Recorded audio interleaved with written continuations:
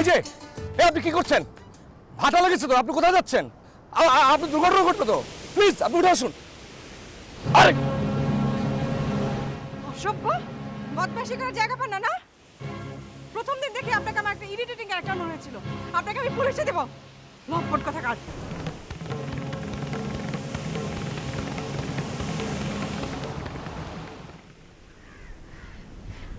চলো, অনেকক্ষণ তো হয়ে গেল, প্রতীক্ষার কোনো খবর নেই। ও মনে হয় এতক্ষণে রিসোর্টে ফিরে গেছে। একটু ফোন করে দেখো তো সত্যি ফিরেছে কিনা। দেখছি।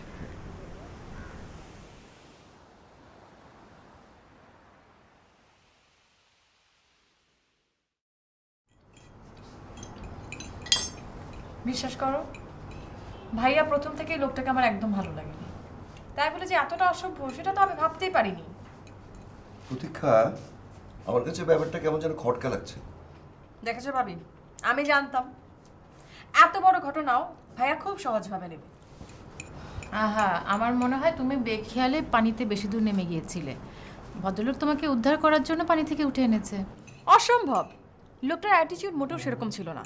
আমি তো কষে এক চট দিয়েছি, জীবনও বলবে না, মুখেও যাতা বলেছি।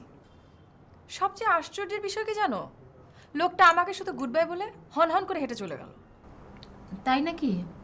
হ্যাঁ। প্রতীক্ষা, আমার কাছে মনে হয় তোর ভাবনায় কোথাও ভুল হচ্ছে। শোনো ভাইয়া, আমি মানুষ চিনতে কখনোই ভুল করি না। লোকটা আসলে একটা বদমাশ। প্রতীক্ষার ভাবনাটা ঠিকও হতে পারে। 100%। আমার তো রাগে এখনো গা জ্বলে যাচ্ছে। আচ্ছা, ওই হোটেলের রুম নাম্বার নিয়ে লোকের সঙ্গে কথা বলবো? থাক, দরকার নেই।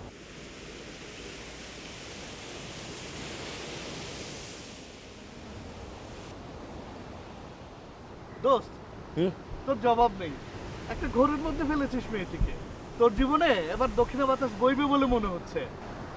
কিন্তু দোস্ত, যেদিন মেয়েটি বুঝতে পারবে যে ওই দিনের ওই বেহালার সুরটা আমি বাজাইনি, তখন কি হবে? কিচ্ছু ভাবিস না, একবার যখন মন গলেছে আর পাল্টাবে না। তুই ঠিক বলছিস তো? হ্যাঁ, আরে ওই দেখ, বলতে না বলতে মেয়েটা আমাদের দিকে আসছে।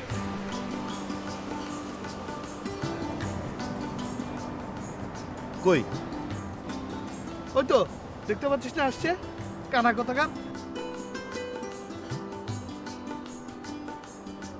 প্রেমে পড়ার আগে এই অবস্থা। শোন না দোস্ত, আমার জন্য একটু দোয়া করিস। তুই এখানে উদাস হয়ে বসে থাক, আমি একটু আড়ালে যাচ্ছি।